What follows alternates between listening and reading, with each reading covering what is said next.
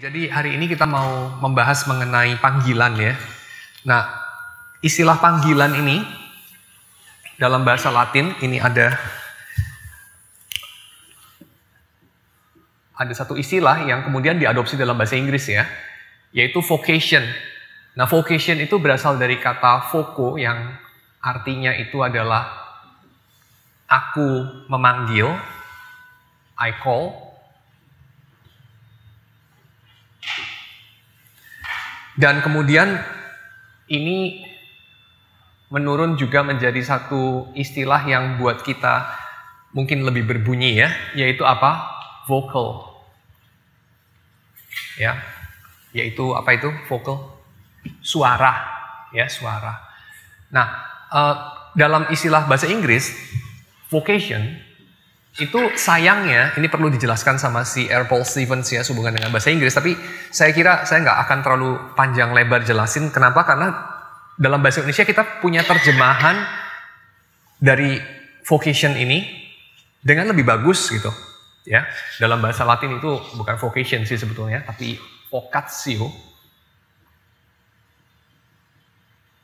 Vocatio ya, dalam bahasa Inggris jadi vocation. Nah, di dalam bahasa Indonesia vocatio itu kemudian kita terjemahkan apa? Panggilan. Sementara di dalam bahasa Inggris vocatio itu kemudian menjadi vocation. Nah, vocation itu artinya nggak tentu adalah calling ya, tapi vocation itu artinya apa? Vocation itu artinya adalah satu jenis pekerjaan gitu. Ya enggak? Misalnya, kalau kita bicara mengenai vocational training misalnya. Ya enggak? Vocational training. Jadi, vocational training itu apa? Melatih orang untuk masuk dalam panggilan Tuhan gitu, menyambut panggilan Tuhan. Enggak kan? Tapi vocational training itu ya maksudnya adalah pelatihan tenaga kerja gitu, ya enggak? Jadi kayak vocational school itu adalah apa namanya? Lawan daripada mungkin universitas gitu. Jadi kalau di universitas kamu belajar suatu ilmu yang luas yang tidak tentu itu ditujukan untuk mengisi kebutuhan pabrik atau kebutuhan profesi tertentu. Tapi kamu diperlengkapi untuk melihat dunia dengan lebih tinggi, lebih lebar, lebih dalam gitu ya. Lalu dari sana kamu bisa mungkin pakai untuk bekerja. Tapi kalau kamu bersekolah di bukan universitas, jadi kamu nggak dapat universal view, tapi kamu bersekolah di vocational school, maka yang terjadi apa? Yang terjadi ya kamu diperlengkapi untuk satu jenis pekerjaan aja. Itu kayak kamu sekolah di politeknik gitu. Politeknik jurusan telekomunikasi ya, nanti kerjanya di bidang telekomunikasi gitu, nggak bisa untuk masuk ke kerja di pabrik mobil misalnya gitu ya. Tapi ya kerjanya di pabrik telepon lah, atau di Indosat kali, atau di mana lah gitu ya. Jadi istilah vocation itu sudah direduksi menjadi pekerjaan gitu, pekerjaan, profesi, karir. Tapi kalau dalam bahasa Indonesia memang istilah vocation itu masih sangat dekat dengan istilah Latinnya, yaitu panggilan. Nah, bedanya apa? Kalau kita memahami vocation sebagai pekerjaan dengan sebagai panggilan. Bedanya di sini. Kalau pekerjaan itu perlu ada yang manggil nggak? Nggak perlu ya. Namanya pekerjaan itu objektif yang dikerjakan. Dalam sebuah pekerjaan itu yang terlibat apa? Pekerja, bahan baku, produk jadi, konsumen. Kan gitu kan? Saya mengerjakan pasir silika sampai jadi gelas. Maka yang terlibat apa? Pekerjanya saya. Desainernya kek, saya yang ngurusin bagaimana melelehkan pasir silika kek, saya yang nyetak kek gitu ya, atau saya yang menyortir kek, atau whatever. Nah, pekerjanya, bahan bakunya, barang jadinya, sama apa? Konsumennya. Paling itu kan? Atau distributor. Jadi fokusnya apa? Pekerjaan. Perlu nggak kalau vocation itu ada yang menyuruh, ada yang memanggil, ada yang menjadi tuan yang mengawasi. Saya bertanggung jawab kepada yang memanggil. Ada sense itu nggak? Nggak ada, ya, hilang. Jadi istilah vocatio ketika diterjemahkan dalam bahasa Inggris dan kemudian istilah ini pelan-pelan mengalami sekularisasi, pelan-pelan istilah vocation itu hanya diterjemahkan sebagai ya job atau career, maka hasilnya adalah kita menceraikan pekerjaan dari oknum yang memanggil kita untuk pekerjaan itu. Jadi urusannya menjadi cuman saya, kerjaan saya, penikmat kerjaan saya, selesai. Maka kalau sikapnya seperti ini, jadi kita memahami pekerjaan kita hanya sebagai pekerjaan dan bukan sebagai panggilan, maka kira-kira apa yang berbeda dengan kalau itu adalah sesuatu di mana kita dipanggil oleh Tuhan untuk melakukannya? Apa bedanya kira-kira? Jadi antara vocation yang dipahami sebagai just job atau pekerjaan dengan vocation yang dipahami sebagai calling, ya, panggilan dalam bahasa Indonesia. Kira-kira apa bedanya? Bedanya paling inti tadi saya sudah jelaskan. Kalau calling ada caller, ya, ada yang memanggil, ada oknum yang memanggil. Jadi bukan cuma saya, penikmat kerja saya, bahan baku sama kerja saya. Tapi ada saya yang nyuruh saya, bahan baku, bahan jadi, yang menikmati kerja saya.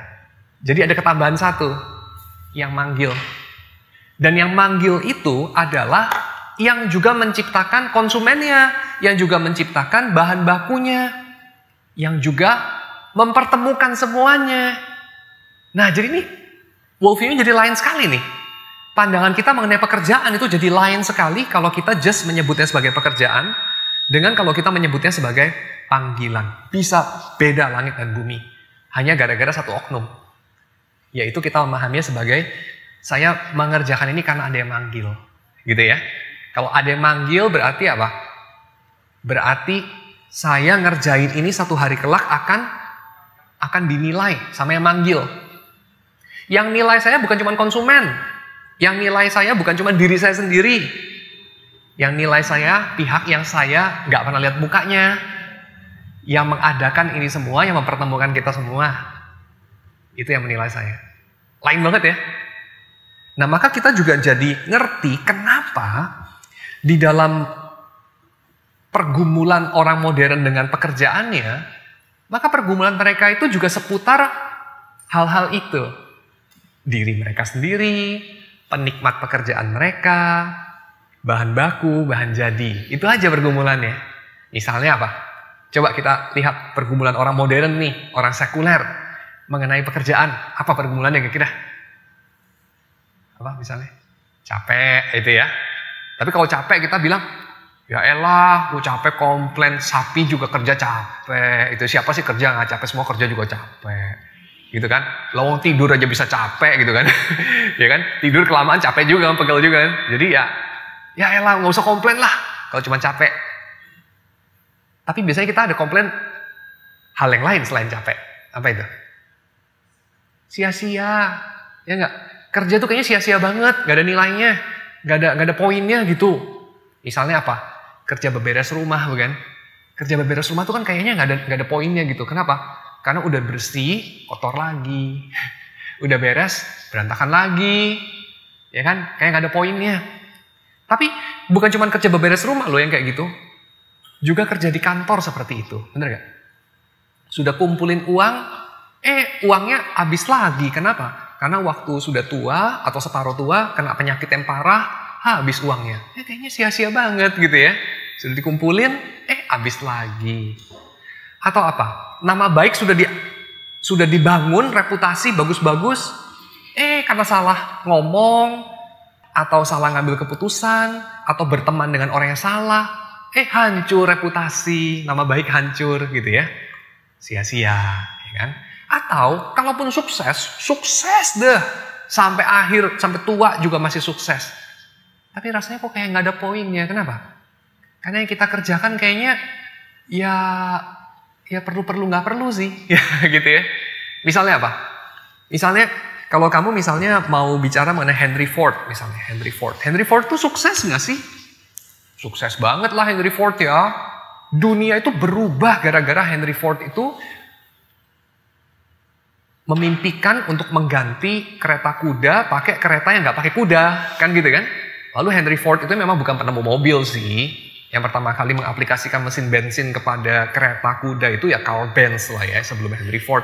Dan sebelumnya juga sudah ada yang namanya Cartwright kalau nggak salah, itu yang mengaplikasikan mesin uap kepada kereta.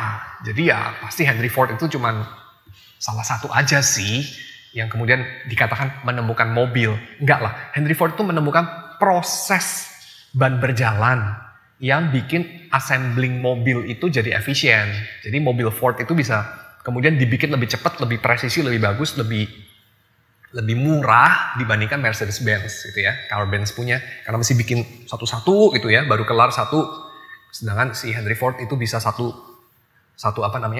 pekerja itu cukup ngurusin sekrup dari ban sebelah kanan gitu ya. Khusus yang itu aja. Sehingga proses produksinya bisa cepat ya. Jadi Henry Ford itu lebih sukses lah bikin pabrik mobil. Tapi Henry Ford itu sukses banget. Karena apa? Dunia sebelum Henry Ford dan sesudahnya itu berubah. Ya, berubah. Karena apa? Karena mobil yang murah, mobil yang dengan cepat bisa dihasilkan, merubah dunia. Tapi kalau dipikir-pikir, sebenarnya apakah Henry Ford bisa bilang, gara-gara gue menemukan cara bikin mobil yang cepat dan bagus, hidup gue berarti. Gue gak sia-sia deh hidup. Yang gue kerjakan ini benar-benar berarti nih. Dia bisa bilang gitu gak? Saya kira sayangnya gak juga loh. Kenapa? Karena apakah dengan demikian ya, berarti kehidupan sebelum Henry Ford itu jadinya kurang oke gitu. Terima kasih ya Tuhan ada Henry Ford, jadinya hidup manusia itu jadi keren sekarang. Kalau dulu tuh apaan tuh? Dunia gak ada mobil. Gitu gak kira-kira? Ya enggak lah. Ya enggak? Lalu kamu mau bilang pekerjaan yang macam apa yang bikin betul-betul ada dampak yang bagus dalam dunia, yang bikin orang yang ngerjain itu menjadi orang yang kayaknya gak sia-sia hidup? Nah ini sekarang kamu coba pikir sendiri. Kamu sendiri pikir, kamu itu dalam hidup mau mencapai apa, sehingga waktu kamu sebelum mati akan bilang, saya sudah hidup tidak menyesal. Soalnya saya sudah mencapai ini, mencapai itu. Nah, coba pikir. Dan isi titik-titik itu. Apa? Kalau Anda coba isi ya, nanti hidup rasanya pesimis banget. Soalnya orang sesukses Henry Ford, which is Henry Ford juga gak mimpi dia bakal sesukses Henry Ford. Gitu ya. Henry Ford waktu umur 5 tahun, umur 15 tahun, apa dia mimpi satu hari dia jadi Henry Ford? Ya kagak lah. Cuma waktu dia udah tua, dia toleh ke belakang.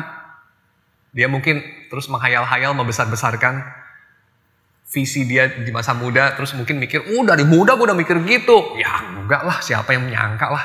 Yang mimpi ya banyak, yang sukses ya cuma dikit gitu ya. Jadi ya, orang kayak Henry Ford aja yang hoki banget. Sampai dia mengerjakan apa yang dia cintai dan dia sukses dan bikin dampak.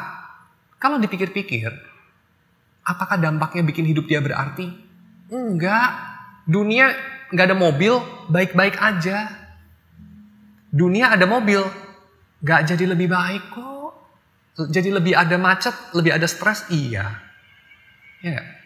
Coba pikir kalau gitu. Hal apa yang orang layankan dalam dunia ini yang bikin hidup dia berarti? Ada gak? Penemu penisilin Pak.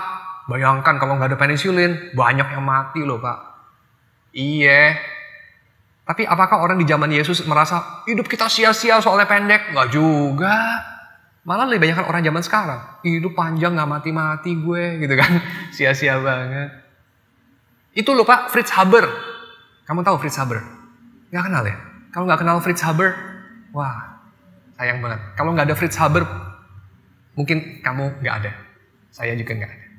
Ya, kalau nggak ada dua orang itu namanya Fritz sama satu yang lagi Haber, maka kamu nggak ada, saya nggak ada. Lu kok bisa? Iya, soalnya gara-gara Fritz sama Haber itu ada yang namanya sintesa nitrogen secara chemical, buatan. Dan itu sesuatu yang bikin revolusi pertanian. Karena bikin pupuk kimia, urea. Gak ada Fritz dan Haber menemukan sintesa chemical itu. Pupuk urea nggak ada. Dan kalau itu nggak ada, ya pertanian kayak zaman 200 tahun yang lalu. Kayak zaman seperti itu tidak bisa mencukupi kebutuhan pangan yang begini masif seperti zaman sekarang. Zaman sekarang ini produk pertanian kita dari biji-bijian itu bisa mencukupi 2,5 kali kebutuhan tahunan dari tiap manusia kalau mereka hanya makan gandum atau beras. Tapi berhubung manusia nggak cuma makan beras, tapi juga makan sapi, dan sapi itu makannya apa? Karena sapi itu makannya juga biji-bijian. Jadi makanan sapi itu dibikin di pabrik itu dari apa? Dari itu, biji-bijian yang dihasilkan petani. Bahkan lebih daripada 50% biji-bijian yang dihasilkan di negara industri maju itu dikasih makan bukan ke manusia, ke sapi. Baru sapinya dimakan orang gitu ya. Jadi kalau semua orang nggak makan sapi, maka kira-kira 2,5 dari konsumsi makanan dari semua manusia di bumi itu bisa dicukupi oleh kebutuhan pertanian, produk pertanian per tahun. Luar biasa. Ya, jadi artinya sekarang ini kalau ada orang mati kelaparan, itu bukan gara-gara nggak ada produksi. Itu gara-gara tidak ada distribusi. Karena seluruh dunia punya output, cukup kasih makan manusia 2,5 kali. Gara-gara siapa? Orang yang namanya Fritz dan Haber, ahli kimia Jerman. Ya, luar biasa kan? Hebat banget kan? Bikin dampak. Wah, hidupnya nggak sia-sia ada si Fritz sama si Haber itu. Bener nggak? Nggak juga. Emangnya orang di zaman Yusuf hidupnya sia-sia? Nggak juga kan? Masa berani bilang gitu? Dan kalau kamu bikin panjang lagi daftar itu, kamu ngomong soal Leo Szilard yang menemukan reaksi berantai yang memungkinkan adanya bom atom dan reaktor nuklir, dan kamu ngomong mengenai Thomas Alva Edison, dan kamu ngomong mengenai Isaac Newton dan Wright bersaudara dan segala macam orang yang merubah dunia ini, kamu pelan-pelan mulai makin apatis. Jadi hidup ini gunanya buat apa ya? Soalnya orang-orang yang hebat-hebat itu saja menemukan segala penemuan yang bikin dunia ini berubah. Kalau dipikir-pikir, tanpa penemuan mereka pun dunia udah berputar. Ya enggak? Dan juga bukan kosong-kosong makna amat. Jadi kira-kira poin saya adalah ini. Kalau kita menganggap pekerjaan saya bikin hidup saya berarti karena pekerjaan saya merubah dunia, bikin dampak, dunia nggak sama lagi. Dengan cepat kamu akan terjatuh dalam 2 ekstrim. Ekstrim yang pertama, merasa diri orang paling penting banget, padahal kamu ngerjain sesuatu yang ya elah kalau dibandingin sama penemuannya Fritz Haber atau Otto yang menemukan mesin pembakaran internal, atau yang lain-lain orang-orang hebat-hebat itu, yang gak ada apa-apanya lah kamu. Dan mereka pun juga sebenarnya gak bikin hidup juga jadi berarti. Atau kedua, kamu akan putus asa. Kenapa? Ya elah kalau mereka yang hebat-hebat itu aja gak bikin dunia ini jadi ada artinya, ada maknanya, apalagi saya gitu ya, yang menemukan tempat untuk menerima saya kerja aja susah misalnya gitu ya. Saya kan gak sehebat orang-orang itu. So, apakah ini realistis? Realistis untuk kita bilang apa? Hidup manusia itu adalah sesuatu yang berarti gara-gara dia itu bekerja dan sukses. Enggak. Saya kira itu enggak realistis. Ya, itu sama sekali tidak realistis. Itu justru mencemplungkan kita ke dalam depresi. Gara-gara apa? Kita akan merasa hidup saya sia-sia sebab saya tidak mencapai apa-apa yang berarti.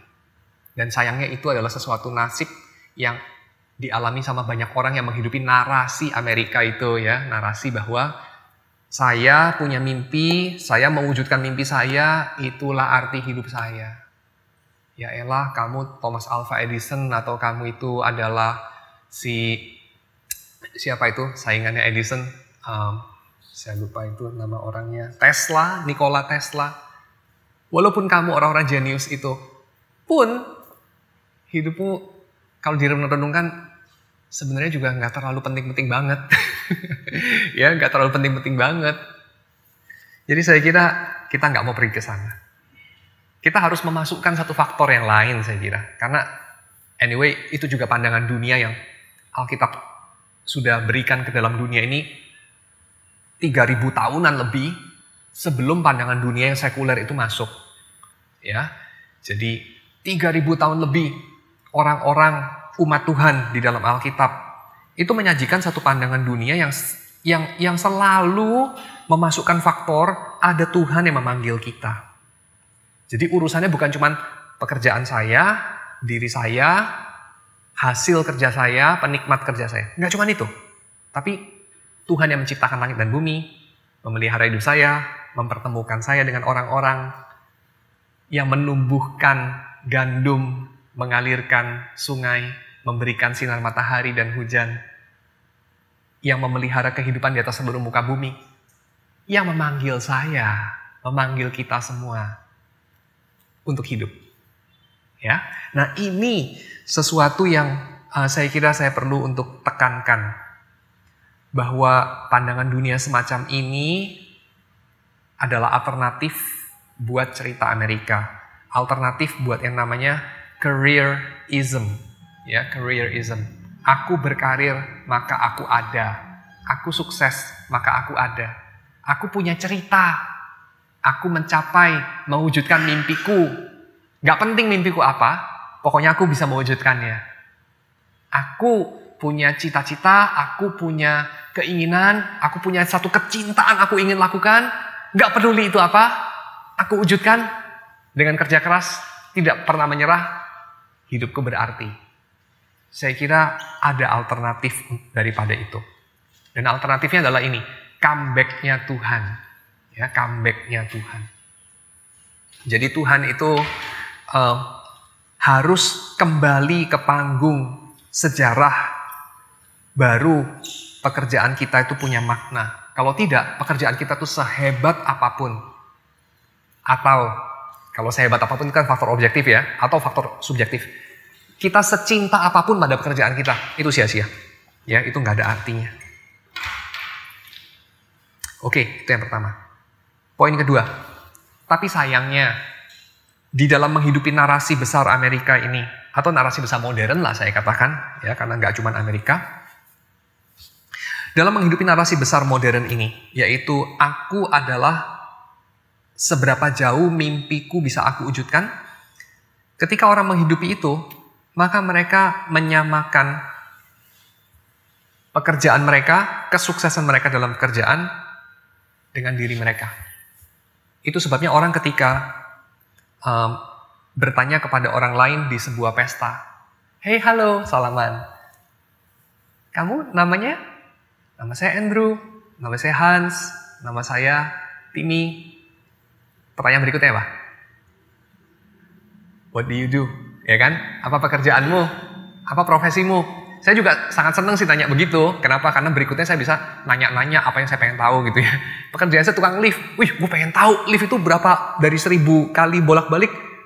Ada sekali jatuh nggak ya? Kalau lift jatuh kenapa ya? Saya pengen tanya-tanya gitu ya. Tapi saya mendapati waktu saya tanya begitu ya, kamu kerjaannya apa? Orang terus seringkali sikapnya itu defensif. Kalau nggak just jawab basa-basi, sudah gitu kayak dia nggak gitu tarik membicarakannya. Saya agak bingung juga ya, kenapa ya orang nggak tertarik membicarakan pekerjaan dia. Oh, rupanya saya baru mengetahui kenapa orang jarang tertarik membicarakan pekerjaannya sendiri. Karena mereka sendiri nggak gitu tertarik sama pekerjaannya. Gitu ya. Kenapa nggak begitu tertarik sama pekerjaannya? Terus pelan-pelan saya menyadari, soalnya pekerjaan mereka itu cuma untuk cari duit. Dan itu sesuatu yang cuman gitu aja. Dan mereka juga nggak gitu bangga, dan mereka juga maybe nggak gitu suka sama kenyataan itu, tapi juga nggak bisa apa-apa dan emang nggak bisa diapa-apain. Jadi akhirnya ya udahlah, nggak gitu tertarik juga gue membicarakan itu. Jadi yuk kita bicarakan yang lain, gitu ya. Jadi saya kira ini ada dua kemungkinan terjadi ketika orang bertanya. Jadi what do you do? Ya, yang pertama, orang mengidentikan dia punya identitas dengan dia punya pekerjaan. What do you do? Oh, gue bangga banget, saya detektif. Lu tahu nggak gue siapa? Gue detektif yang menangani kasus ini. Wah, dia membangun identitasnya dari apa? Profesi dia. Jadi dia membayangkan dari waktu dia umur 15 tahun gitu ya, saya akan mati sebagai apa? Ya, sebagai detektif berkumis tebal dari Belgia itu ya. Karangan Agatha Christie itu ya. Kamu nggak baca itu ya? Jadi membangun identitas di atas dasar profesi itu ekstrim yang pertama. Kemungkinan yang kedua apa? Kemungkinan yang kedua adalah ya saya ini kayak sapi aja lah, cuman kerja supaya bisa makan. Sudah makan ya bisa hidup. Sudah hidup apa arti hidup lu? Ya gini-gini aja. Ya gini-gini aja. Ya pokoknya gue udah kawin, punya anak kan butuh biaya. Butuh biaya kan harus kerja, dapat uang. Ya syukur-syukur kalau ada lebih jadi rumahnya makin gede. Ya paling gitu aja. Tapi arti hidup lu apa? Ya nikmati aja lah perjalanannya. Ya gitu aja. Akhirnya juga kita nanti tua, lalu mati. Ya udah gitu aja. Jadi ekstrim yang kedua realistis banget, mendarat banget. Tapi kayaknya ada rasa penasaran ya nggak? Masa hidup cuma gitu doang gitu ya? Masa hidup cuma buat kayak sapi? Ya itu apa? Kerja buat hidup buat kerja. Sudah gitu times up, mati, selesai. Digantikan sama anak-anak kita. Terus anak-anak kita ngapain? Sapi lagi. Kayaknya gitu doang ya, nggak seru banget. Tapi ada orang bilang, enggak kayak gitu. Hidup itu harus seru, ya. Steve Jobs misalnya ya, dalam dia punya pidato di Stanford gitu ya. Dia bikin pidato, saya tiap pagi lihat cermin. Lalu saya bilang sama diri saya, ini mungkin hari terakhir saya. Apakah saya mengerjakan yang saya cintai? Kalau tidak, rugi banget. Ini hari terakhir saya mengerjakan sesuatu yang saya nggak cintai, hanya gara-gara saya takut miskin. Wah, rugi banget. Kerjakan yang kamu cintai, kejar yang kamu cintai itu, wujudkan. Kalau nggak berhasil, ya udahlah, yang penting udah nyoba, gitu ya. Tapi apakah hari ini kamu mengerjakan yang kamu cintai? Itu pertanyaannya. Jadi kamu harus hidup dengan antusias. Hidupnya itu 100% lebih mesti. Ya, gimana begitu ya? Dua-duanya ini saya kira kita bisa menjumpai ya orang kira-kira di antara dua itu deh jatuhnya. Ya, di antara dua ekstrim itu deh. Ini tidak Kristen. Ya, dua-duanya ini nggak Kristen. Karena pandangan dunia Kristen itu tidak menaruh manusia itu bekerja cuma supaya survive kayak sapi. Jadi pekerjaan kita bukan cuma just job. Tapi yang kedua juga nggak Kristen. Karena pekerjaan kita itu bukan sumber identitas. Jadi kita jangan mengatakan, siapakah saya? Saya adalah pilot. Siapakah saya? Saya adalah karyawan. Ya benar sih kamu karyawan, tapi kamu itu bukan hanya karyawan loh. Gitu ya. Ya benar kamu pilot, tapi kamu bukan hanya pilot loh. Saya adalah hamba Tuhan besar. Iya, tapi kamu bukan hanya hamba Tuhan loh. Misalnya begitu ya. So, profesimu tidak identik dengan diri kamu. Profesimu bukan cuma sekedar cara bertahan hidup, tapi profesimu juga bukan sumber identitas. Jadi apa ya?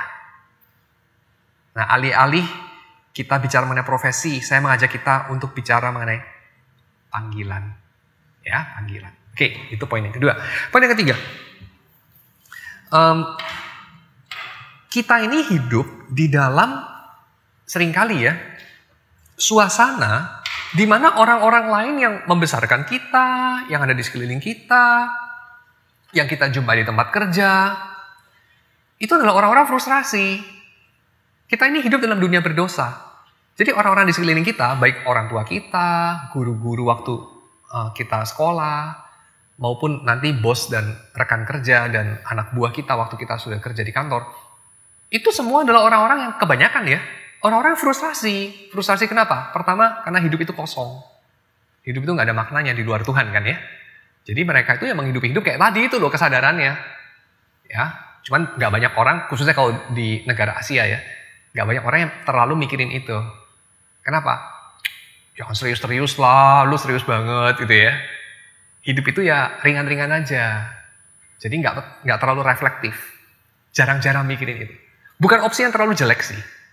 Ya, bukan opsi yang terlalu jelek. Mengingat kalau dipikir dalam-dalam juga sebenarnya di luar Tuhan nggak ada jawabannya juga. Jadi mungkin bukan terlalu jelek untuk just menghidupi hidup yang dangkal gitu ya. Jadi hidup tiap hari cuman ngomonginnya kapan kita makan babi, kapan kita pergi mancing gitu ya, kapan kita pergi ke salon. Nggak terlalu jelek juga sih menghidupi hidup yang dangkal. Kenapa? Karena kalau dipikir dalam-dalam nggak ada jawabannya. Frustrasi, nanti depresi, bunuh diri. Nggak apa-apa lah, hidup dangkal-dangkal aja. Tapi, apakah benar ya? Hidup yang dangkal-dangkal seperti ayam, seperti anjing itu, sesuatu yang, opsi yang ditawarkan Allah? Jawabannya enggak juga. Enggak ya, Alkitab punya tawaran yang jauh lebih menarik. Apa itu? Yaitu ini. walaupun kita dibesarkan di dalam lingkungan yang orang-orang itu sama-sama frustrasi dan menanamkan kepada kita tuntutan-tuntutan dan segala luapan rasa frustrasi mereka bahwa hidup mereka kosong atau hidup mereka itu mereka sendiri punya problem yang mereka nggak bisa selesaikan. Tetapi kita itu terpanggil bukan untuk membuktikan diri sendiri. Nah, saudara bisa bayangkan ya, kita ini dari kecil kalau dikelilingi sama orang-orang yang sama-sama itu hidupnya terasa kosong, maka mereka itu biasanya akan berusaha membuat hidupnya lebih berarti dengan cara membuat hidup orang lain terlihat lebih kosong. Contoh yang lain, dalam kasus yang lain ya, kita menjumpai orang-orang yang merasa rendah diri. Maka strateginya gimana? Membuat orang lain lebih rendah supaya diri sendiri terlihat lebih tinggi sedikit. Kalau kamu tumbuh berkembang di dalam satu lingkungan di mana kamu dikelilingi orang-orang yang rendah diri, hidupnya kosong, marah, dan seterusnya, maka tidak heran kalau kamu itu akan tumbuh berkembang dengan perasaan seorang manusia yang dari kecil itu selalu dikecil-kecilkan, apa yang kamu antusias disiram air dingin, dan seterusnya. Itu wajar banget. Itu wajar banget. Ya, itu konsekuensi logis lah. Memang akan seperti itu. Dan konsekuensi logis dari orang seperti itu, ketika dia menemukan pekerjaan yang dia bisa kerjakan, pekerjaan yang di dalamnya dia bisa seperti berprestasi, dia bisa membuat dirinya itu sukses secara mikro, kira-kira apa yang terjadi? Dia akan kerjakan dengan lebih. Dan pelan-pelan orang seperti ini akan menjadikan karya dia, baik pada waktu dia studi maupun waktu dia sudah benar-benar kerja cari uang, karya dia itu dia jadikan sumber identitas. Dan kamu akan menemukan orang semacam itu jumlahnya tidak sedikit ya, banyak banget. Dan orang-orang seperti ini tidak akan heran kalau dia itu kurang sukses. Misalnya dia kena PHK, misalnya dia menua gitu ya, jadi orang sudah makin tua tapi tidak mencapai impiannya. Kira-kira apa yang terjadi? Dia akan pahit, ya, menjadi orang yang pahit, menjadi orang yang asam, menjadi orang yang apatis, menjadi orang yang meneruskan karma yang sebelumnya itu loh. Karena waktu kecil dia disiram air dingin sama papanya, lu hidup mimpi kegedean gitu ya. Maka dia juga siram itu kepada anaknya, atau dia siram itu kepada adik-adiknya atau murid-muridnya atau kepada anak buahnya. Ya, itu wajar sekali. Tetapi kita tidak harus menjalani jalan itu. Ya, kita hanya menjalani jalan itu jika kita menyembah pekerjaan dan menjadikannya sebagai satu cara agar kita itu punya harga diri, agar kita punya makna hidup.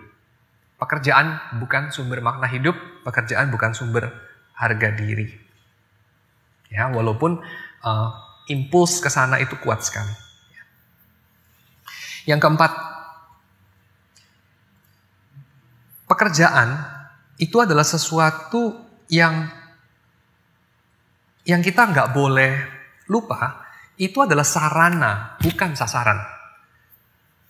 Apa bedanya pekerjaan sebagai sarana dengan pekerjaan sebagai sasaran? Kalau kita letakkan pekerjaan sebagai sasaran, maka tujuan hidup kita adalah bekerja. Tapi tujuan hidup manusia, tujuan eksistensi manusia, itu bukan untuk bekerja. Manusia itu bekerja dalam rangka mencapai tujuannya. Tujuan eksistensinya apa sih? What is the chief end of man? Menurut Alkitab, setidaknya dalam formulasi orang-orang yang menyusun Katekismus Westminster. Apa tujuan akhir daripada keberadaan manusia? Untuk menikmati Allah dan memuliakan Allah selamanya. Itu kan tujuannya kan? Jadi kamu tuh ada bukan untuk berprestasi. Kamu tuh ada bukan untuk sukses. Kamu tuh ada bukan untuk bersenang-senang. Kamu tuh ada bukan untuk dikeploi orang dengan demikian kamu merasa ada afirmasi bahwa kamu itu sudah dalam track yang benar. Bukan. Kamu tuh ada juga bukan untuk jadi sapi, sekedar ada untuk kerja untuk ada. Bukan. Kamu ada untuk apa? Ada tujuannya kamu ada. Kamu ada untuk menikmati Tuhan dan memuliakan Tuhan selamanya. Tapi memuliakan Tuhan dan menikmati Tuhan selamanya itu bukan cuma diri kamu yang tunggal. Tapi seluruh umat manusia. Jadi ini jangan salah lagi. Karena cerita Amerika itu adalah saya tunggal melakukan sesuatu untuk mewujudkan cita-cita saya yang juga tunggal. Lalu saya ya somehow jadi kebaikan untuk banyak orang. Ya udahlah, cukup hidup saya ada makna. Tapi cerita satu orang dengan cerita orang lain ada hubungan. Gak ada hubungan. Gitu ya. Gak ada hubungannya. Tapi dalam narasi di dalam Alkitab nggak kayak gitu loh. Ya, narasi dalam Alkitab adalah Tuhan itu memanggil umat manusia untuk memuliakan Dia dan menikmati Dia. Untuk, saya tambahkan lagi, karena ini juga ada di dalam Alkitab, untuk mengerjakan atau menggenapkan kehendaknya. Jadi manusia itu ada untuk menggenapkan kehendak Tuhan. Nah, ini formulasinya Agustinus saya akan pakai. Kenapa Tuhan perlu menggenapkan kehendaknya melalui manusia? Jawabannya, Tuhan nggak perlu. Tuhan tuh nggak perlu menggenapkan kehendaknya lewat manusia. Itu bukan necesitas. Karena Tuhan tuh bisa menggenapkan kehendaknya tanpa pakai manusia. Buktinya apa? Buktinya manusia belum ada, Tuhan udah bikin tuh galaksi, bintang, bulan, planet, dinosaurus ya. Dinosaurus Tuhan bikin keren-keren loh, gede-gede, hebat-hebat ya, bentuknya macam-macam. Ada orang nggak waktu itu? Enggak. Tuhan bikin semua itu tanpa ada orang. Keren-keren, bagus-bagus, dan kita udah ketinggalan zaman waktu kita lahir. Udah nggak ada tuh, ya Stegosaurus, ya, Tyrannosaurus udah pada nggak ada semua ya. Sayang banget ya kita ketinggalan zaman, datangnya telat gitu ya. Tapi itu bukti bahwa Tuhan tuh bisa mengerjakan pekerjaan besar-besar tanpa lewat orang. Tapi Dia menghendaki pada zaman sekarang ini mengerjakan beberapa hal yang penting-penting melalui orang. Sehingga Agustinus mengatakan dalam formulasi yang saya sering ulang-ulang itu ya. Mungkin saudara sudah bosan juga. Apa itu? Without God, we cannot.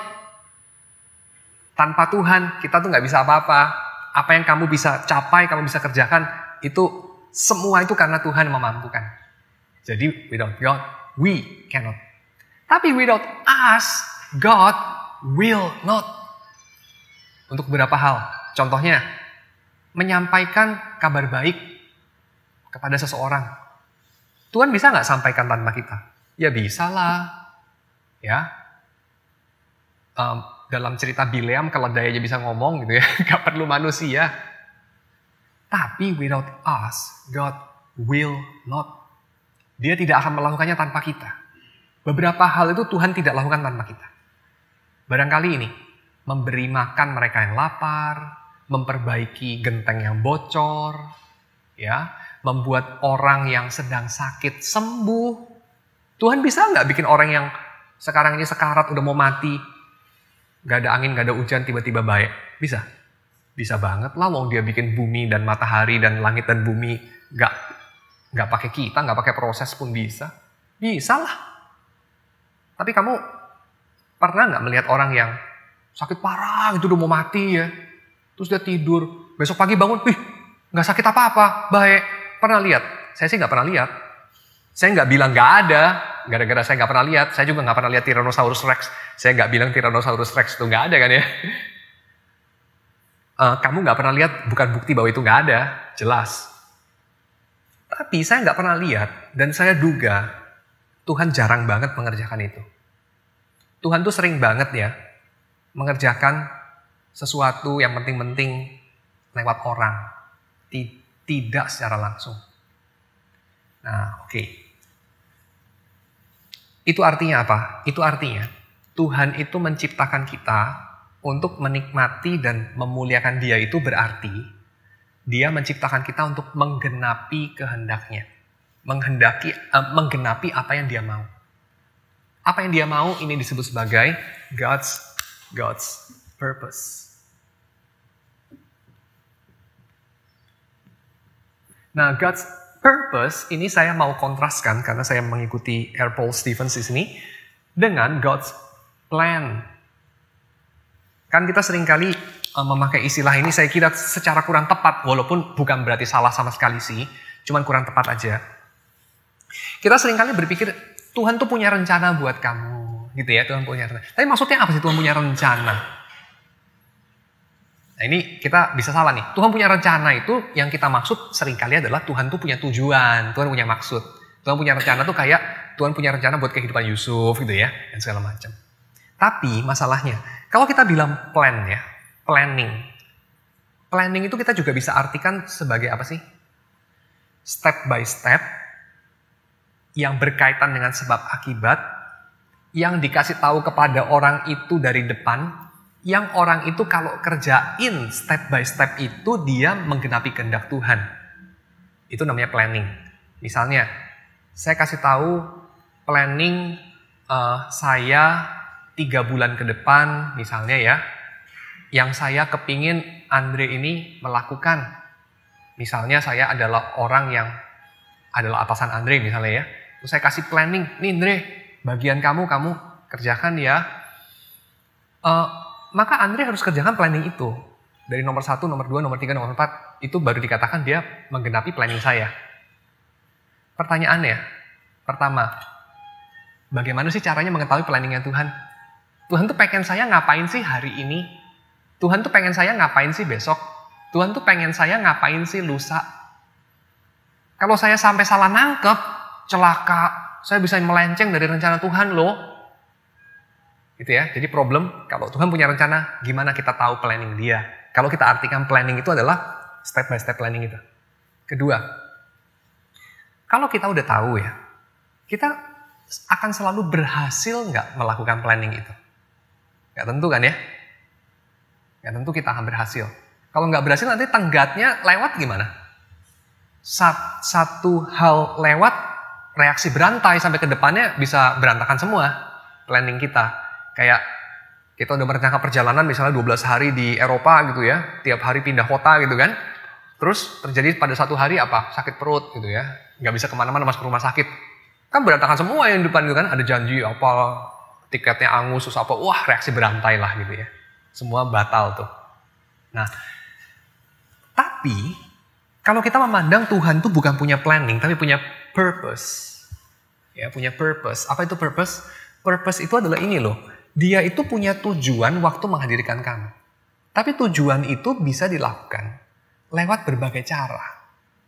Lewat berbagai cara itu kalau dilihat ke belakang dari sisi manusia, ya itu persis sama seperti apa yang Tuhan kehendaki, yang dia udah lihat dari sebelum dunia dijadikan. Tapi kalau dari sisi manusianya kita lihat ke depan, kita tuh tidak punya timetable. Tuhan tidak kasih tahu timetable dari surga. Nih, hari Senin lu kerjain ini ya, hari Selasa lu kerjain itu ya.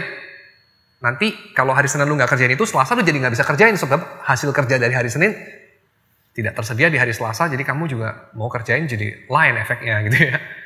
Tuhan tuh nggak kasih kayak gitu. Nggak kasih kita timetable kayak begitu. Gitu ya. Kalau kamu percaya bahwa Tuhan tuh kasih timetable itu, saya mau tanya. Pertama, di Alkitab ada nggak yang mengatakan Tuhan tuh kasih kita timetable? Yang kedua, kalau begitu, katakan kepada saya gimana metode kamu untuk mengetahui membaca timetable Tuhan itu. Saya kira nggak ada. Ya, pertama karena Alkitab juga nggak ngomong. Kedua, kita nggak tahu caranya bagaimana untuk mengetahuinya. Ya, so saya akan katakan Tuhan itu kasih kita purpose. Purpose itu apa sih? Apa purpose-nya? Purpose-nya itu loh, memuliakan Tuhan, menikmati Tuhan selamanya. Itu purpose-nya Tuhan buat setiap manusia. Dan itu artinya apa? Memuliakan dan menikmati Tuhan. Menggenapi purpose dia. Nah, itu dilakukan dengan cara apa? Menggenapi purpose dia. Dengan cara manusia itu jadi manusia. Manusia itu dengan cara apa jadi manusia? Dengan cara pertama Tuhan menciptakan. Tapi Tuhan tuh menciptakan manusia sebagai apa dan bagaimana sih? Sebagai ini. Sebagai makhluk yang tidak komplit dalam dirinya sendiri. Manusia itu komplit jadi manusia jika dia belajar hari demi hari untuk melakukan dua hal. Dan dua hal ini Tuhan bukakan kepada kita. Dan yang Katekismus Heidelberg katakan sebagai itulah yang Tuhan kehendaki untuk manusia kerjakan. Apa dua hal itu? Tuhan tuh membukakan kepada kita clear sekali dia punya purpose. Tapi sama sekali tidak clear mengenai dia punya planning. Gitu ya. Mengenai Tuhan punya planning, kalau kita lihat ke belakang itu clear. Tapi Tuhan nggak bukain di depan loh, sehingga kita bisa lihat ke depan. Bener kan? Tapi dia punya purpose, dia bukakan kepada kita very clear. Karena juga simple. Apa itu? Dua hal itu yang kita bisa tahu dari membaca firman Tuhan. Bahwa Tuhan itu menghendaki ini. Kasihilah Tuhan Allahmu dengan segenap hatimu. Dan Tuhan itu cuma satu. Dan kedua, kasihilah sesama manusia seperti dirimu sendiri. Sebab dirimu dan manusia lain harganya sama. Jadi kamu jangan mencintai dirimu lebih dari orang lain. Atau mencintai orang lain lebih dari dirimu. Kenapa? Karena mau kamu kayak mau orang lain kayak mau siapa kayak nilainya sama. Sama-sama imago Dei. Ya. Jadi dirimu tidak lebih istimewa bagi dirimu ketimbang orang lain bagi dirimu. Kasihi dia. Seperti kamu mengasihi dirimu sendiri. Dua itu aja kehendak Tuhan. Very clear. Itu purpose-nya. Wujudkan itu di bumi. Maka akan terjadi apa? Shalom. Akan terjadi apa? Hidupmu puas. Akan terjadi apa? Tuhan dipermuliakan, ucapan syukur kepada Allah makin bertambah-tambah. Ya, itu akan terjadi. Lalu wujudnya apa? Konkretnya apa sih? Mencintai Tuhan tuh kayak apa sih? Mencintai Tuhan tuh, ya itu mirip seperti ini. Mencintai istri itu kayak apa sih? Mencintai anak itu kayak apa sih? Mencintai bosmu kayak apa sih? Mencintai pekerjaanmu kayak apa sih? Kayak apa? Di satu sisi, orang-orang romantik akan bilang, itu satu feeling Pak, feeling. Jadi saya bisa bilang, oh cinta saya kepada istri saya sudah hilang. Kenapa? Feelingnya udah gak ada. Ya, getar-getarnya udah gak ada soalnya. Jadi cinta itu bikin hatimu bergetar gitu ya. Tapi saya rasa kalau cuma bergetar-getar doang ya, itu nggak ngefek loh sama orangnya. Bener nggak? Misalnya nih, ada, let's say, istri saya tuh mencintai saya. Hatinya bergetar-getar soalnya kepada saya. Tapi dia nggak pernah ngomong sepatah kata pun sama saya. Dari awal kita ketemu sampai nanti saya mati. Satu patah kata nggak pernah dia ngomong. Satu tindakan pun dia nggak pernah lakukan. Karena apa? Karena dia simpen cintanya, gitu ya. Cinta yang artinya adalah bergetar-getar tadi itu nyata nggak? Ada nggak? Walaupun dia simpen. Ada dong, nyata dong kalau definisinya itu. Karena hati dia bergetar-getar kok, gitu ya. Dia merasakan kehangatan kalau lihat foto saya dan segala macam gitu ya. Tapi dia tidak pernah ngomong satu patah kata pun. Dia tidak pernah bertindak hal apapun kepada saya. Nah, lalu saya tanya, itu cinta nggak? Bukan. Itu just perasaan. Itu bukan cinta lah. Ya. Dan itu saya kira make sense banget. Karena kalau kita lihat percakapan Yesus sama Petrus misalnya. Yesus kan bertanya kepada Petrus. Petrus, apakah engkau mengasihi aku lebih daripada semua ini? Lalu Petrus jawab apa? Iya Tuhan, benar. Aku mencintai Engkau lebih dari semua ini. Kamu tahu itu, ya kan? Terus Yesus kira-kira bilang apa? Gembalakanlah domba-dombaku kan? Artinya apa? Artinya cinta itu bukan just berhenti pada perasaan. Cinta itu tindakan. Ya, cinta itu tindakan. Walaupun tindakan tidak tentu didorong oleh cinta. Karena Paulus juga ada ngomong, kamu itu bisa menyerahkan tubuhmu untuk dibakar. Wow, tindakan lebih heroik mana daripada menyerahkan tubuh untuk dibakar gitu. Hebat bener. Tapi kamu bisa melakukannya tanpa cinta. Jadi artinya apa? Orang bisa bertindak, memberi dengan ekstrim, memberi dirinya sendiri, memberi tubuhnya tanpa cinta.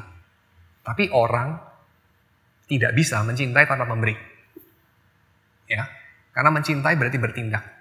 Tapi bertindak tidak tentu didorong cinta. See? Artinya apa?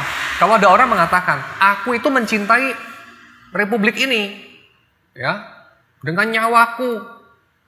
Tapi dia cuma ngomong doang, cuma merasa-rasa. Jadi kalau ada Indonesia Raya dilantunkan, bendera merah putih diarak naik, wah hatinya bergetar-getar.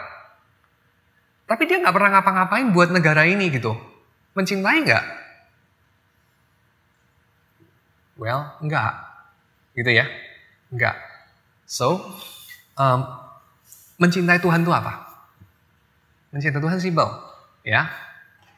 Mengisi dunia ini dengan shalom. Kamu, bagaimana itu kata-kata besar banget ya, mengisi dunia dengan shalom. Abstrak, gede, mulia, keren, ya. Tapi konkretnya apa sih? Konkretnya saya kira ini loh. Kalau ada lantainya kotor-kotor, terus kayaknya udah kotor banget, udah sebulan gak disapu, itu namanya mencintai Tuhan. Kalau ada sesamamu itu, misalnya apa ya, gak ada pekerjaan, lalu kemudian kamu punya pekerjaan yang kamu butuh tenaga kerja. Tapi kamu repot sedikit lah kalau mempekerjakan dia, soalnya dia kurang terampil. Tapi masih boleh lah sebetulnya, dia mampu kok untuk pekerjaan itu. Tapi masih ada training agak panjang sedikit lah, seminggu, 2 minggu, sebulan gitu ya. Kamu rekrut dia gitu. Itu namanya mencintai Tuhan.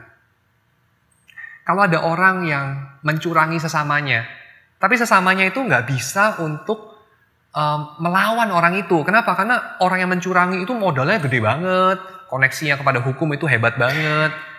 Pasti dia kalah punya lah. Dan kamu punya pengaruh untuk bisa menegur kawan kamu yang mencurangi demi uang nggak seberapa lah itu. Lalu kamu menegur dengan meresikokan apa? Kamu gak disukai lah sama kawan kamu itu, buang muka sebulan lah kira-kira gitu ya. Tapi dia juga nggak berani macam-macam lah sama kamu karena kamu itu juga orang yang berpengaruh gitu. Terus kamu ngapain? Enggak lah, saya nggak mau repot. Saya kira itu kamu kurang mencintai Tuhan dan sesama. Tapi kalau kamu mencintai Tuhan dan sesama, kamu bilang apa? Ya nggak apa-apa lah, saya repot sedikit lah, paling juga dicemberutin sebulan lah paling gitu ya sama teman saya itu. Tapi akibatnya apa? Teman saya jadi bayar utang sama dia punya klien yang ya gak bisa ngapa-ngapain sama dia anyway itu karena ya jauh banget levelnya. Tapi dia akan tertegur karena yang negur saya gitu. Dan saya akan bilang, lu gak malu ya, gila lu beli mobil baru, utang gak dibayar. Sama siapa? Sama orang itulah, gue juga tahu. Ya paling dia cemberut sebulan. Udah gitu ya udah dulu kecil buat dia. Tapi karena kamu yang ngomong, ketidakadilan itu bisa diluruskan. Misalnya gitu. Itu kan clear, itu konkret banget gitu. Itu namanya mencintai Tuhan. Ya, jadi cinta itu tindakan. Tapi tidak semua tindakan cinta. Again. Karena orang juga bisa begitu ya. Dia menjadi polisi moral buat semua orang gitu ya. Kenapa? Karena rupanya dia dapat harga diri dari situ gitu. Ya. Mungkin dari kecil dimarahin papa, jadi waktu udah gede, dia tukang marahin penatua gitu ya. Atau marahin pendeta, atau marahin majelis, atau whatever lah. Jadi ada tuh orang kayak begitu. Mendapatkan harga diri dari ngatur-ngatur orang menjadi polisi moral. Ada yang begitu. Nah itu bukan cinta, walaupun ya dia juga resiko dibenci satu gereja gitu ya. Resiko dibenci satu kota, ada juga begitu. Nah ini kamu tahu dari mana? Yang tahu itu kamu dan Tuhan. Ya. Dan orang lain juga tahu, by the way ya. Karena rahasia bocor juga, jadi orang lain juga tahu. Tapi orang lain biasanya takut ngomong sama kamu, sungkan. Tapi kalau kamu membuka telinga, membuka hati, orang lain tidak sungkan. Ya, tidak sungkan. Jadi kamu coba tanya. Ngomong-ngomong, saya ini kayak gimana ya? Polisi moral gitu ya. Saya ini gimana? Pasif. Saya ini kayak gimana sih? Gitu ya. Kamu coba membuka mata, membuka hati, membuka telinga. Sehingga kita masing-masing jadi tahu siapa itu siapa, dan kita saling menjadi penolong untuk kita itu mencintai Tuhan dan mencintai sesama. Itu, ya. Jadi mencintai Tuhan itu apa? Mencintai Tuhan mungkin adalah quite simple. Kalau kamu itu pergi ke Indomaret, lalu kemudian beli barang yang kecil-kecil, lalu pakai kantong plastiknya 2 gitu ya. Terus kamu bisa bilang, gak usah kantong plastik lah, gue kantongin aja sabunnya gitu ya. Cuma sabun kok. Gak kotor seberapa. Misalnya begitu. Itu mencintai Tuhan. Itu mencintai sesama juga. Ya, karena tindakan-tindakan itu punya dampak. Oke, so kita punya, Tuhan punya buat kita itu purpose, maybe bukan plan yang dia bukakan. Ya, Tuhan punya plan sih, tapi dia nggak bukakan di depan. Ya, yang dia bukakan depan itu purpose. Dan purpose itu kita bisa wujudkan dengan berbagai cara yang Tuhan itu kasih kita kemungkinan-kemungkinan yang banyak banget. Dan waktu kita mewujudkannya, kita ternyata sedang berjalan dalam rencana Tuhan. Ya, seperti siapa? Seperti si Yusuf. Tapi Yusuf ini apakah selalu ya dari kecil kemudian merencanakan, oh saya tahu Tuhan punya rencana buat saya. Bukan. Tuhan punya tujuan buat saya. Dan punya rencana juga sih. Cuma saya akan tahu rencana Tuhan kalau saya mewujudkan tujuan Tuhan. Apa itu? Jadi Yusuf dari kecil tuh sudah baca Westminster Shorter Catechism. Ya enggak lah. Ya, Yusuf tuh kecil aja brengsek lah. Dia itu dapat mimpi sama Tuhan ya. Mimpinya apa? Kamu akan jadi orang besar.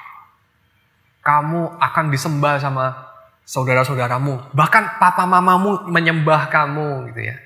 Terus apa tindakan Yusuf? Apa mestinya tindakan Yusuf? Jadi simpennya dalam hatinya lah kayak Maria kan mestinya kan. Kenapa? Karena nenek-nenek juga tahu ya. Anak TK juga tahu maksud saya. Karena nenek-nenek sih pasti tahu ya. Karena nenek-nenek kan bijaksana ya. Sudah hidup panjang. Anak TK juga tahu gitu ya. Bahwa kalau dia ngomong-ngomong itu ke saudaranya dan ayah ibunya, maka dia jadi orang songong. Dan orang songong tidak disukai. Ya. Mestinya dia tahu lah, udah gede kok. Tetapi dia ngomong. Kira-kira dia, kenapa dia ngomong? Kenapa dia membangga-banggakan mimpinya dia itu? Emang Tuhan suruh ya Yusuf untuk ngomong mimpinya? Tuhan kasih mimpi sih. Tapi Tuhan suruh memangnya Yusuf untuk kasih tahu kepada saudara-saudaranya. Kasih tahu mama papamu ya, supaya tidak memperlakukan kamu kayak anak biasa. Supaya papamu menjahitkan buat kamu itu loh jubah yang berwarna-warni. Supaya kakak-kakakmu tidak pandang kamu remeh. Kasih tahu ya, Tuhan kasih saya mimpi. Tuhan suruh gitu gak? Tidak loh. Tuhan cuman kasih mimpi. Tidak suruh Yusuf membanggakan diri, meninggikan diri depan orang lain. Jadi Yusuf itu memulai karirnya sebagai apa? Anak manja lah, wajar aja lah dia begitu. Memang dia anak manja sih. Papanya itu memanjakan dia karena itu adalah anak daripada istri yang dicintai yang udah mati. Rahel udah mati kan? Jadi ya disayang lah kayak emas lah. Lalu dia cuma cintanya sama Rahel, lalu dia nikah sama Lea supaya bisa nikah sama Rahel, ya lu mau bilang apa? Maka dia memanjakan Yusuf. Tapi Yusuf salah nggak? Setelah jadi anak yang dimanjakan terus bertingkah kayak begitu. Saya kira salah juga sih, ya. Tetapi dia tidak berhenti di situ. Karena dia bertumbuh. Dia bertumbuh lewat kesulitan. Karena dia menuai yang dia tabur. Dia menuai iri hati. Ya, kakak-kakaknya diiri sama dia. Dia menabur itu. Dia menabur kesombongan, meninggikan diri, jelekin orang maybe ya. Atau rendahin orang gitu. Dan dia menuai apa? Dia menuai iri hati dari kakak-kakaknya. Dan dia menuai kebencian. Ya, menuai kebencian. Lalu kakak-kakaknya intinya taruh dia di sumur, mau bunuh dia tadinya, gak jadi dibunuh tapi dijual. Tapi Yusuf waktu diperlakukan seperti itu dia belajar sesuatu. Ya, dia belajar untuk menjadi orang yang lebih baik.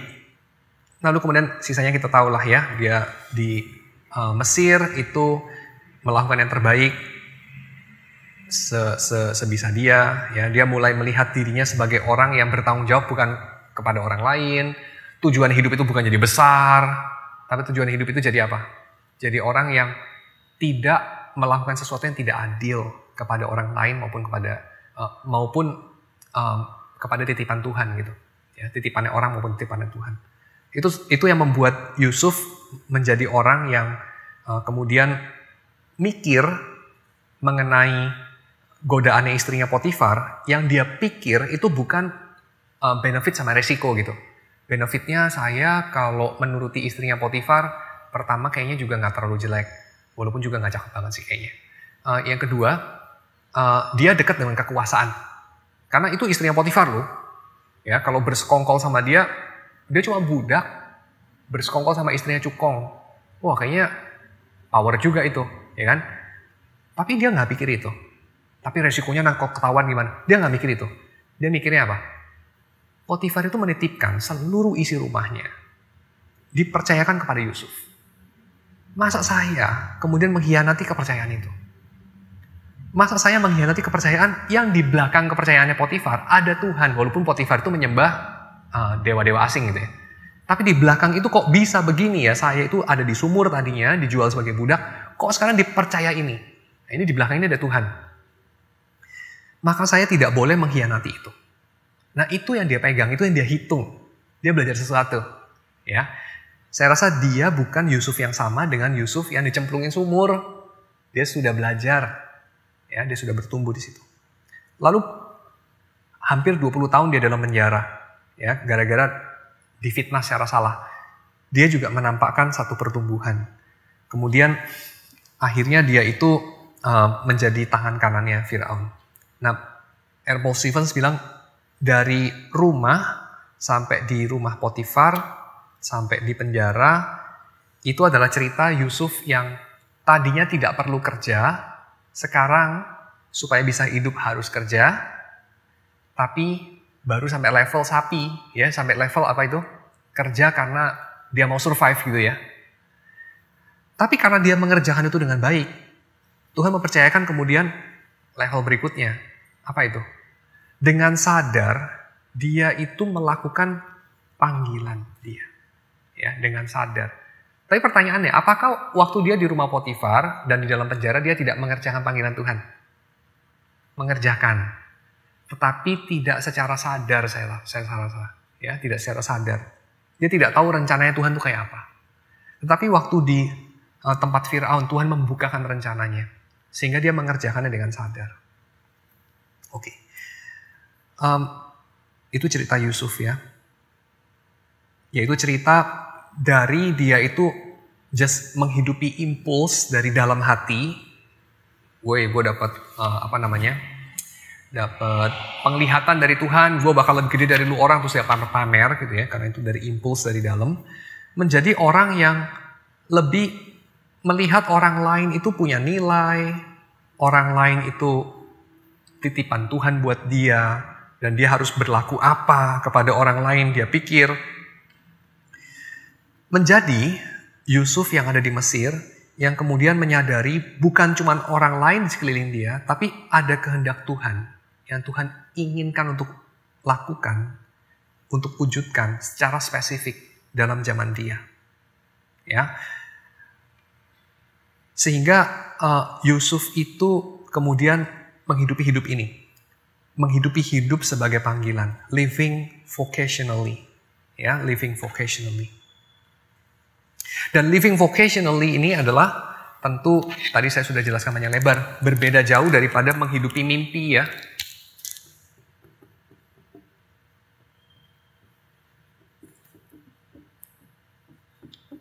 Ini tidak sama dengan live up your dream. Kenapa? Karena live up your dream, ya live up your dream. Sedangkan living vocationally adalah menyambut panggilan dari yang bukan kamu, tapi pihak yang lain. Ya. Jadi apa bedanya secara praktis ya? Saya kasih kontrasnya secara praktis. Kalau kamu live up your dream, kira-kira kamu tanya apa? Kamu tanya ini, saya mau apa? Ya enggak? Saya mau apa? Tapi saya mau apa itu kadang-kadang ekletik banget ya. Karena apalagi anak kecil ya. Saya mau apa? Oh, saya mau es krim, saya mau just tidur, main game sepanjang hari. Kan gitu kan? Saya mau apa? Saya mau apa itu nggak bawa kamu kemana-mana lah. Jadi saya mau apa itu biasanya, kalau kamu mau benar-benar puas dalam jangka panjang, kalau paradigmanya live up your dream, maka saya mau apa itu harus ditaruh dalam satu kerangka, saya mau apa sebelum saya mati. Saya mau apa dengan hidup saya cuma sekali. Saya mau apa yang saya tidak akan nyesel waktu saya umur 70. Gitu kan ya. Jadi saya mau apa itu nggak yang di depan mata gitu. Tapi saya mau apa dalam jangka panjang. Gitu kan ya. Tapi tetap yang kamu tanya adalah, saya maunya apa? Maka saya maunya apa, itu kalau untuk jangka panjang, seringkali kita nggak kebayang. Kenapa? Ya elah, gua bulan depan mau apa aja gua kagak tahu.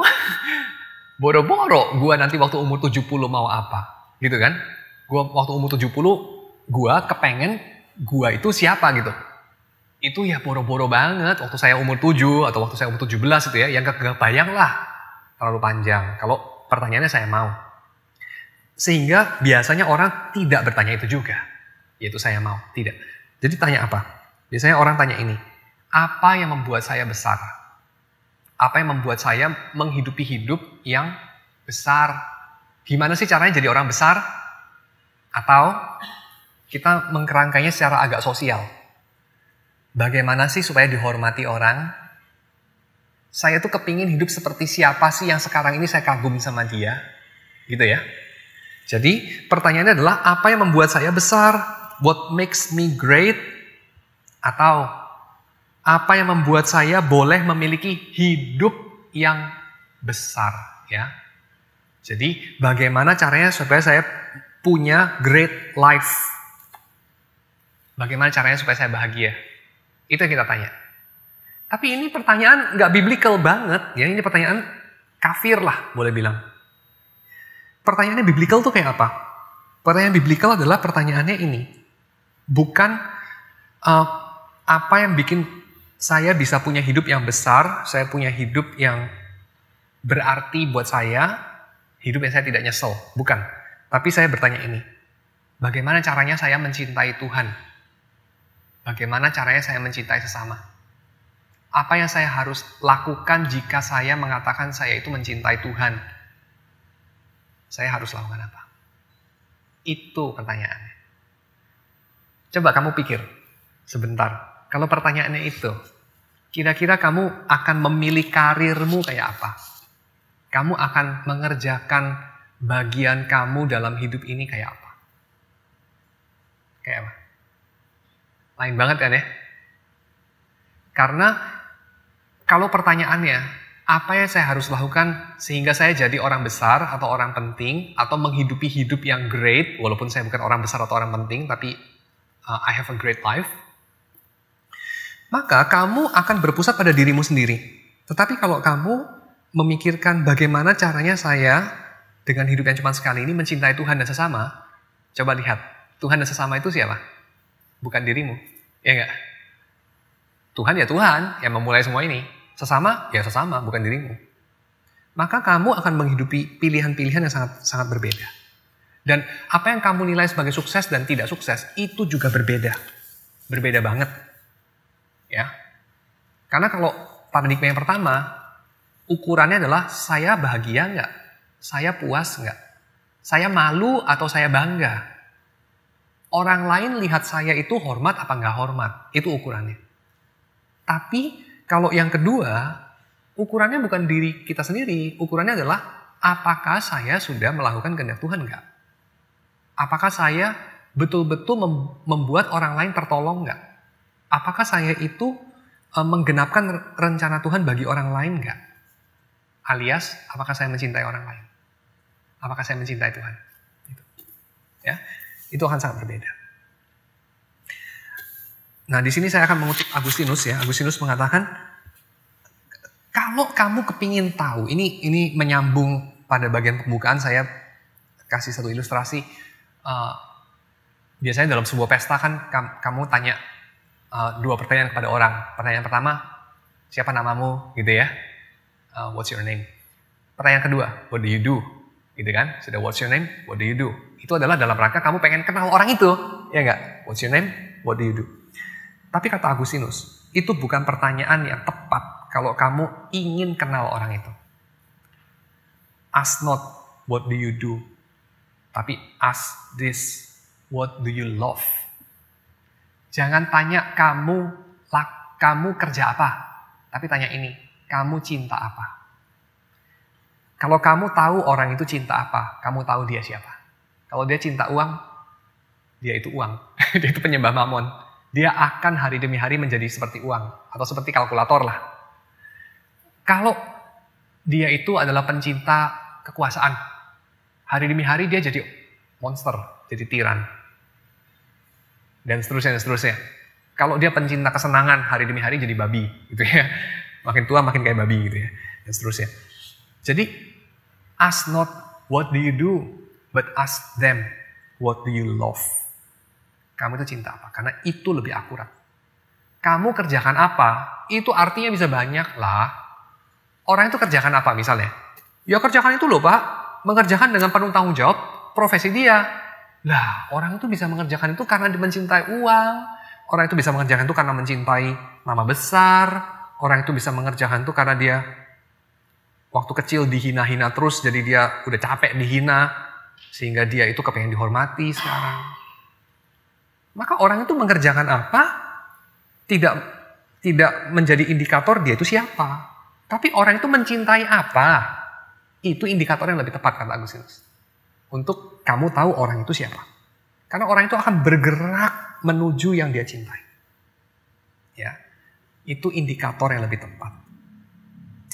Dan pertanyaannya di sini, kita tuh mencintai apa? Kita mencintai apa? Jangan-jangan kita mencintai ini, greatness. Jangan-jangan kita mencintai ini, dipuji orang. Jangan-jangan kita mencintai ini, kesenangan. Jangan-jangan kita mencintai ini, hidup yang ada artinya walaupun Tuhan tuh nggak ada. Ya, hidup yang great, yang bermakna, terlepas daripada Tuhan tuh ada apa enggak. Jangan-jangan kita mencintai itu. Dan bukan Tuhan dan umat manusia.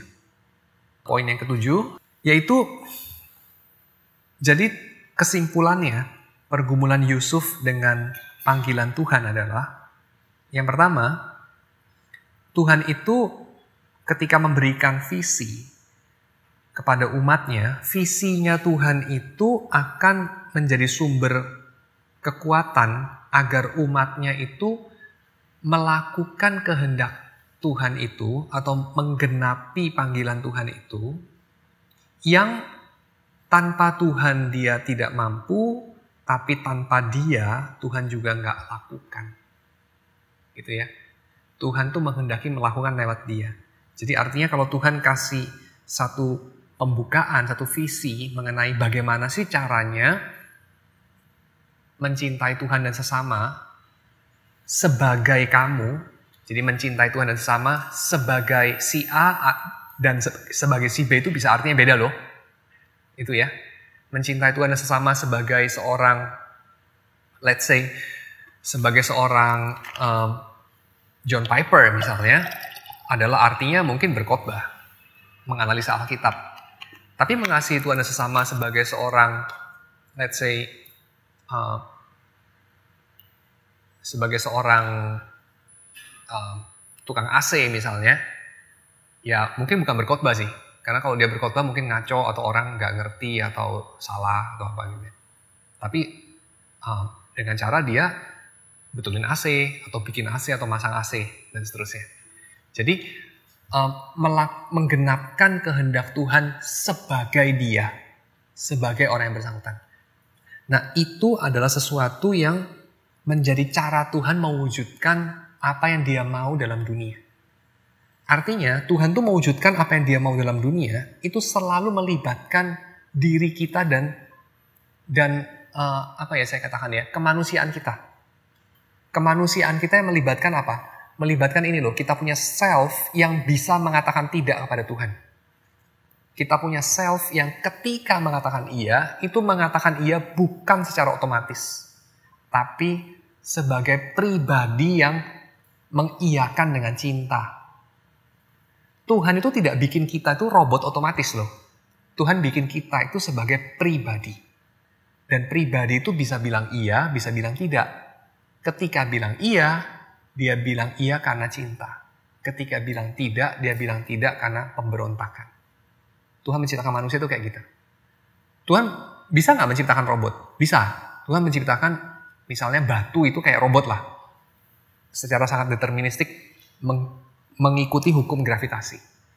Tuhan bikin badan kita juga kayak gitu. Karena badan kita juga secara otomatis mengikuti hukum gravitasi. Bener kan ya? Kalau saya duduknya terlalu belakang, jatuh saya ke belakang gitu ya. Nggak mungkin jatuhnya ke depan gitu ya kan? Karena secara otomatis badan saya ngikutin gravitasi. Tapi hati saya otomatis nggak ngikutin Tuhan. Tidak otomatis. Ketika saya mengiyakan, itu karena saya mencintai Tuhan. Dan seterusnya. Nah, Tuhan tuh kepingin mewujudkan kehendaknya dalam dunia lewat struktur itu, yaitu manusia yang mencintai dia dan lewat cintanya, lewat pekerjaannya, melakukan yang Tuhan mau. Ya, gitu. Jadi kehendak Tuhan ketika dibukakan, itu sangat lain skenarionya dengan fatalisme, lain dengan determinisme, lain. Ya fatalisme, determinisme itu tahu lah ya, yaitu apa? Tuhan punya mau apa, gak penting lah lu mikir apa. Lu nanti pasti akan melakukan yang dia mau, walaupun kamu gak mau. Ya. Jadi itu adalah sesuatu yang menjadikan manusia itu sebagai sesuatu struktur otomatis. Tidak, manusia itu bukan automata. Manusia itu gambaran rupa Allah. Ya, gitu. Tapi ini jangan dibenturkan dengan predestinasi. Ya, jangan dibenturkan dengan kita itu ketika diselamatkan menerima anugerah yang nggak bisa ditolak. Kenapa jangan dibenturkan? Karena anugerah yang tidak bisa ditolak itu justru memampukan kita untuk punya kebebasan mengiyakan Tuhan. Sementara dosa justru sebaliknya menjadikan kita secara otomatis, dalam tanda kutip tapi otomatis ya, mengikuti hukum dosa. Gitu ya. Jadi waktu kita bilang iya kepada Tuhan, itu kita bilang iya dalam kebebasan. Waktu kita bilang iya kepada dosa, itu bukan kita mengiyakan dosa secara bebas. Tapi karena kita nggak bisa nggak begitu. Tapi waktu kita mengiyakan dosa, kita itu mengiyakan dengan segenap hati kita, makanya kita dihukum juga. Gitu ya. Oke, itu yang pertama. Yang kedua, Tuhan itu di dalam kedaulatannya memastikan kita itu untuk menjalani suatu kehidupan yang pada akhirnya menggenapi semua maksud Dia. Jadi artinya apa? Kita tidak akan gagal dalam melakukan atau menghidupi kehendak Dia. Ini adalah seperti yang Yusuf katakan kepada saudara-saudara dia. Kamu itu menghendaki yang jahat kepada aku. Tapi Tuhan sudah pakai yang jahat itu untuk satu kebaikan. Jadi artinya apa? Saudara-saudara Yusuf itu melakukan sesuatu yang mereka sesali. Sesuatu yang sia-sia. Sesuatu yang mereka kalau bisa, itu lebih baik tidak lakukan itu. Saudara Yusuf itu apa sebaiknya mencemplungkan Yusuf ke sumur? Ya enggak kan? Gitu ya. Jadi artinya apa?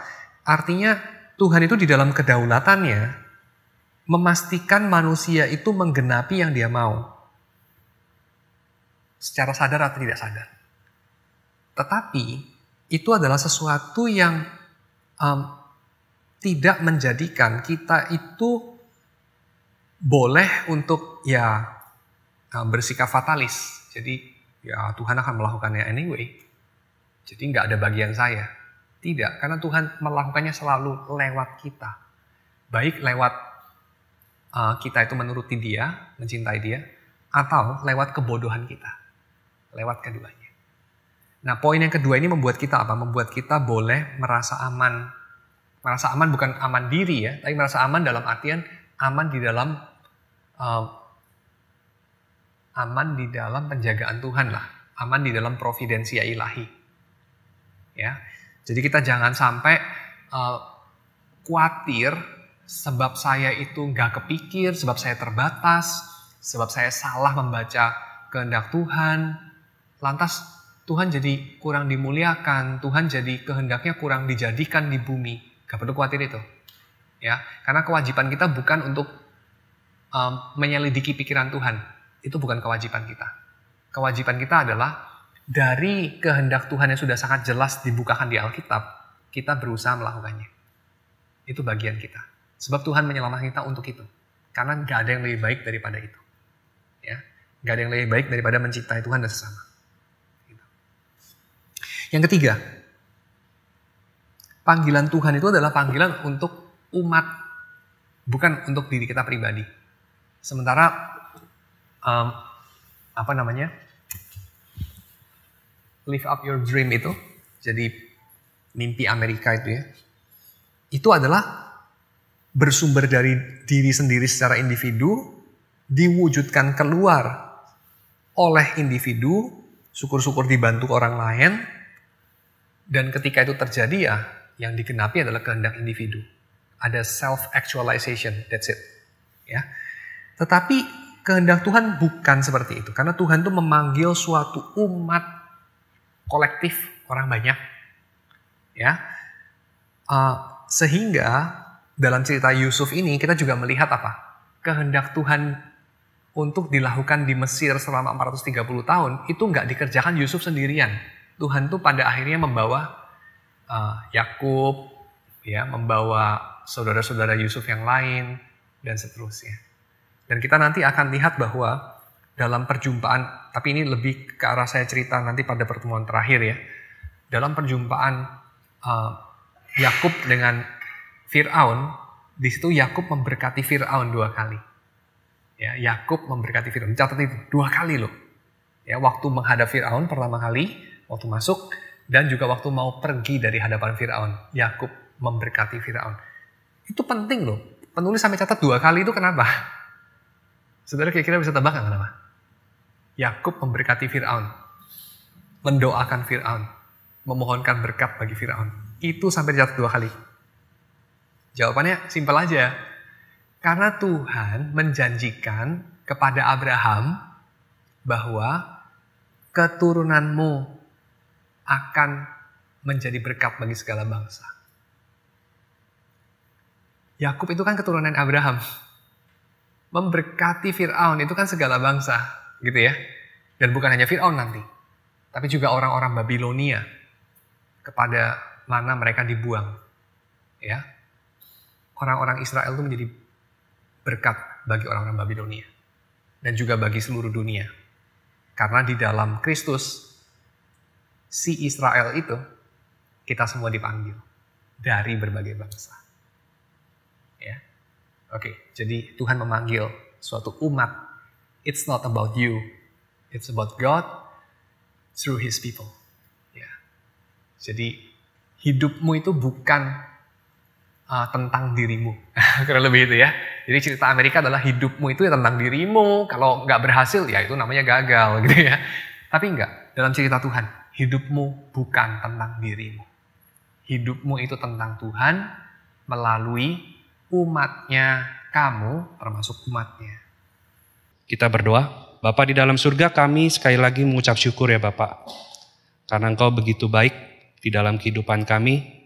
Engkau terus membukakan diri bagi kami sehingga kami mengetahui siapakah Engkau ya Bapa. Dan terutama di dalam kehidupan kami, Engkau terus membimbing kami walaupun kami terus mencari dan mencari. Biarlah Tuhan yang terus membimbing kami dan memberikan damai sukacita di dalam hidup kami, menjadikan kami hidup yang lebih bermakna.